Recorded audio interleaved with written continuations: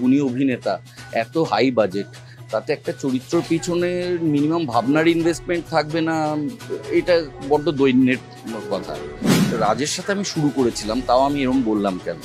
আমার পাশে যদি আজকে আমার পরিবার, প্রিয়াঙ্কা, মা, বাবা না থাকতো, যদি আমি শহরে একা থাকতাম, আরেকটা সুশান্ত সিং রাজপুত হয়ে যেতে পারতো। আমি মানসিকভাবে যেভাবে ভেঙে পড়েছিলাম।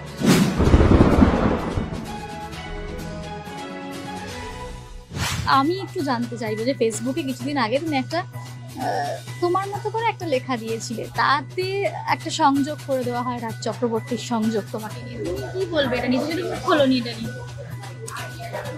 হ্যাঁ, ওটা সংযোগ করে দেওয়া হয় না। আমি তো রাজকে উদ্দেশ্য করেই বলেছিলাম।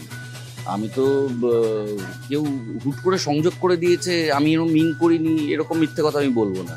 আমি রাজকেই মিন করেছিলাম। এখন কথা হচ্ছে যে একটা এত বড় প্রজেক্ট, এতজন গুণী অভিনেতা, এত হাই বাজেট,